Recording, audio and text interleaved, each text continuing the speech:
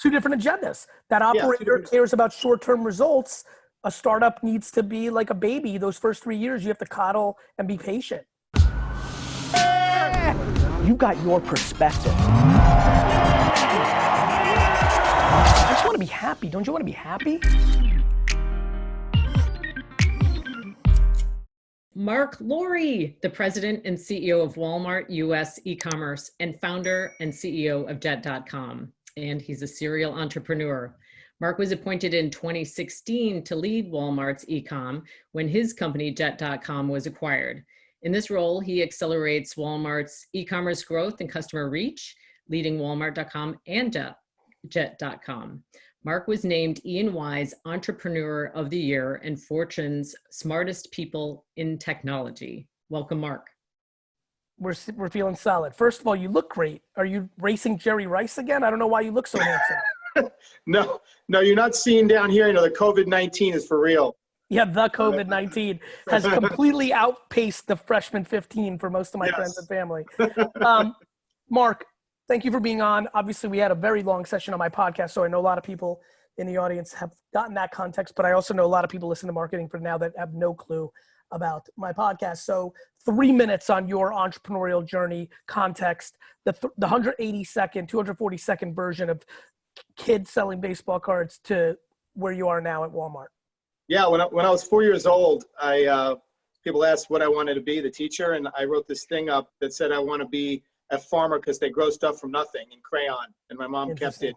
And that basically sums up, you know, everything. You know, I love creating stuff from nothing. I did every entrepreneurial business you could think about as a kid: mowing lawns, weeds, newspapers, recycle, wash cars. By the way, that's pulling weeds in New Jersey, not selling weed as a kid, right? I just want to make sure everybody heard you.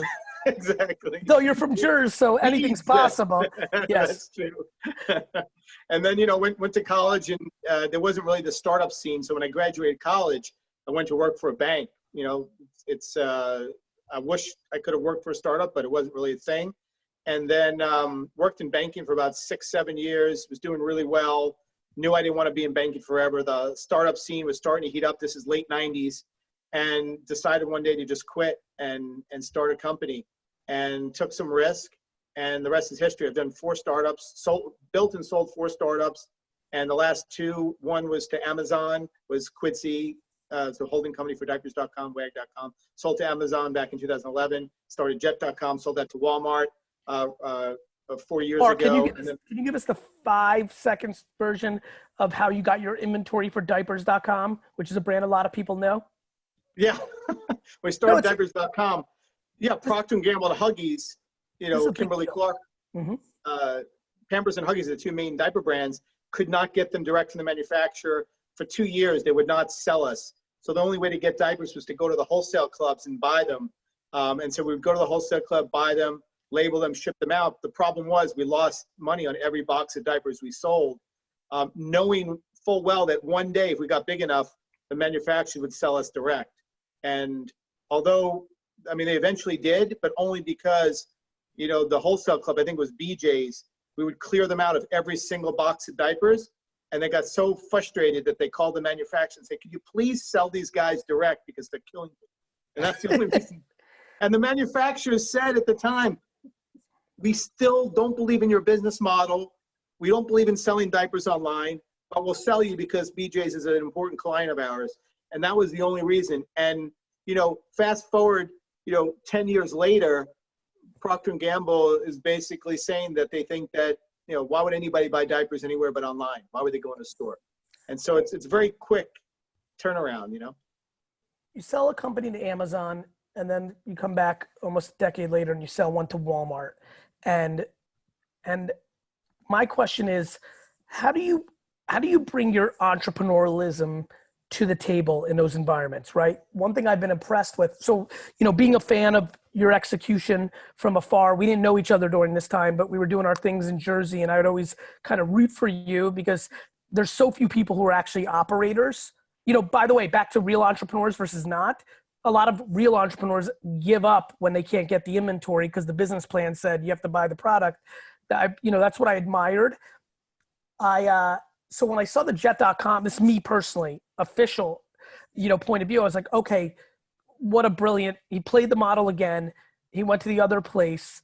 Is he really going to be able to impact that place? Because unlike the first place, the DNA is matched way more. I'm real curious I'm a fan. The way people watch basketball is the way I watch business. We have Jeff Smith coming up soon, who is also back to that whole ecosystem, an incredible executive at J&J. And as he went into his entrepreneurial world, I care about him as a human and was rooting for him, but also curious to see that kind of athlete who dominated in that one game. How's he going to be? Like, what's he going to learn? What's he going to be good at and not good at? I love that shit.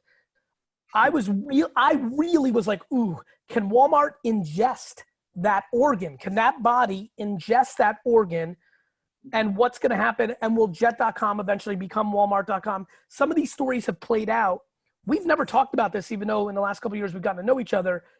Talk me through being an entrepreneur operator in such a conglomerate, and what did it play out better than you thought? Like, I'm sure you were judging the body as well.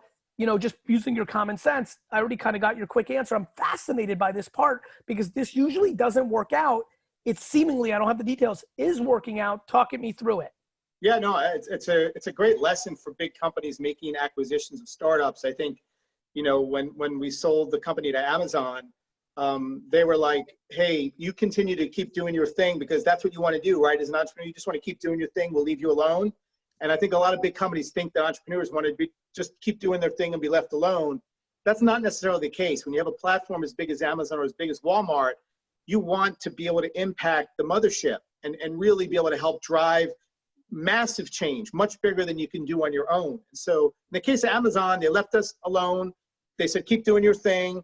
You guys will be happy just doing your thing, right? And we're like, no, but nothing changed. With Walmart, I had learned that lesson, and talking to Doug McMillon, the CEO at the time, who still is, really started to build you know, the core values of the relationship from the ground up, you know, starting with trust. And we built a lot of trust in a very short period of time.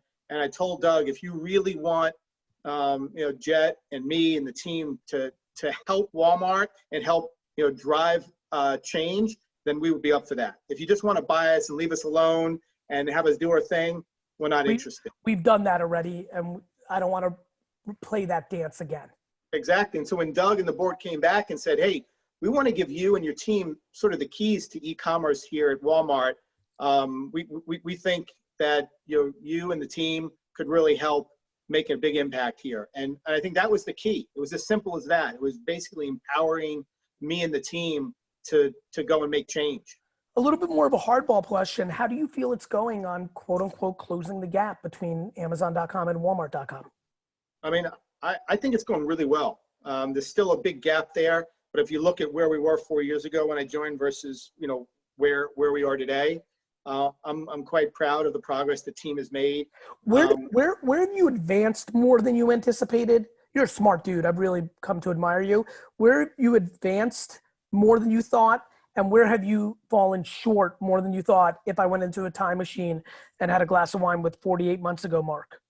Yeah, I mean, as an entrepreneur, when I say fall short, you know, I had, you know, really big, audacious goals set for ourselves and the team when we came in, you know, shoot for the stars and land on the moon sort of thing. So yeah, I mean, I think it was harder than I expected, even though I expected it to be hard. It's hard. It's hard to move an aircraft carrier and change direction. With that being said, you know, I'm surprised at how much we've been able to innovate inside of a big company. You know, we started this thing called Store Number 8, which is an umbrella for startups that we built inside of Walmart. And we've been able to build a bunch of these startups that are wholly owned by Walmart and then infuse them back in the business. And it was a great lesson. I'd recommend it for any big company. You know, it's really hard to build a startup inside of a business when they're being managed by the operators of the business, because it's two different agendas. That operator cares about short-term results. A startup needs to be like a baby. Those first 3 years, you have to coddle and be patient. Yes, exactly. So if you can carve it out and give it capital and let it act like a startup, and then in a couple of years when it's got traction, the business then raises their hand and says, yeah, I would love that to be part of my business. And you're like, okay, here you go. You know, just take the winners. And it's worked out really well. We built some businesses, we infused them back in the business. I think the whole in-home delivery is a great example, delivering directly into people's refrigerators. I think Walmart Plus launch, I think, that was, a way for Walmart to leverage their unique assets to do something that only Walmart can do. 100%. So what's your biggest learning from COVID? I'm just really excited to get into your mind for a second here. What's your biggest aha and what's your biggest reaffirmation? Your biggest fuck, I didn't see that. Wow, this is cool. And your biggest, I knew it. I just knew it. And look how obvious it is now. yeah, I really early on, as soon as, in March, was sort of fascinated with this pandemic and sort of built my own sort of model to predict what was going to happen. Oh, and really, yes. Yes, I was getting that text. That was wild, bro. I thought that, I was like, oh, Mark's way more math nerdy than I think I realized. That was cool. I forgot about that. That was a highlight for me. I was waiting for those texts. I started it. I mean, I am a sort of math nerd. That's how I, started when I was younger. It's math and stuff, that sort of stuff. So, I just thought you were rusty. Yeah, definitely rusty. Definitely rusty. No, but sometimes, you have to like dig deep. I was reading all kinds of stuff as everybody else was, and you're seeing all these contradictory things. You didn't know what to believe. And I just felt like this was one of those times to kind of dive deep and kind of model and figure it out yourself. And I think that was super helpful for just planning purposes to kind of understand what was going to happen, when, and what the risks and opportunities were there. So I think that was a great lesson in just, knowing when to sort of dive deep into something. It happens in business every day. You're in a leadership position and you're typically, just staying at